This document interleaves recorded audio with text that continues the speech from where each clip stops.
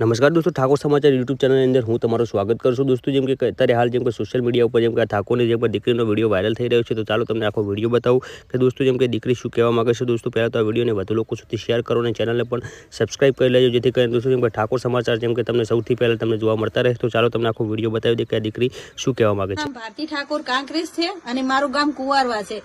હું ગૃહ ઉદ્યોગનું કામ કરીને મારું ગુજરાન ચલાવું છું અને મારથી નાના મારા 3 ભાઈ છે અને મારી મમ્મી છે ને મારા પપ્પા ઓફ થઈ ગયેલા છે. હાલ તરત હું જયારે બધા મારી ફેમિલી ઊંઘી ગયા હતા, રાતના 12 વાગ્યા છે અને અચાનક પોલીસની ગાડીઓ 3 અચાનક આવીને ઉતરી પડી. 2 ગાડીમાં પોલીસ હતા અને 1 ગાડીમાં જીએબી વાળા હતા.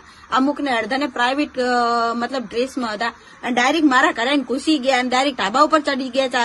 4-5 જણા અમારે દરવાજે હું મતલબ બેઠા બેઠા કામ કરતી હતી તો તે પણ લાકડીઓ ને એવું લઈને આવીને ડાયરેક્ટ કોઈ પણ બોલ્યા વગર મેં પૂછ્યું કે શું છે આ બધું, અચાનક કેમ આયા મારા ઘરે.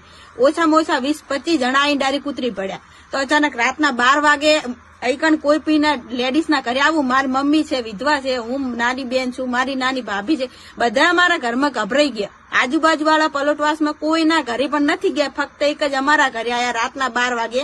અને જયારે મેં વિડીયો ચાલુ કર્યો ફોનમાં કે તમે કેમ આયા મને જવાબ આલો, તો એમને એવું કીધું કે વિડીયો તું હાલને હાલ બંધ કર. મને વિડીયો બંધ કરાવી દીધો અને અડધી રાતના ડાયરેક્ટ એટલું બોલ્યા કે અમે લાઇટ ચેકિંગ કરવા. તો લાઇટ ચેકિંગ કરવા આવ્યા તો બધાના ઘરે ચેકિંગ કરી શકે. અમે કોઈ એટલા ગુનેગાર તો હતા નહીં, અમે કોઈ આતંકવાદી જેવા ધંધા તો કોઈ કર્યા નતા. જે બળાત્કાર થાય છે ત્યાં કેમ કોઈ લઈને નહીં ફૂટી નીકળતા. હું ગુજરાતની તમામ પોલીસને અને ગુજરાતના જે અધિકારી છે બધા જોડે મને જવાબ જોઈએ અને જે મને જવાબ નહીં આલે તો આટલા અમને આની પહેલા પણ હેરાન કરી ચૂક્યા છે. સિહોરી પોલીસ સ્ટેશનના અધિકારીઓ હંમેશા પોલીસ વાળા અમને વારંવાર હેરાન કરે છે. હવે અમે કંટાળ્યા છીએ અને જો અમને ન્યાય નહીં મળે તો હું ખુદ કહું છું કે હું લાઈવ વિડીયો કરીને હું સુસાઇડ કરીશ અને એના જિમ્મેદાર સિહોરી પોલીસ સ્ટેશનના બધા અધિકારી રહેશે.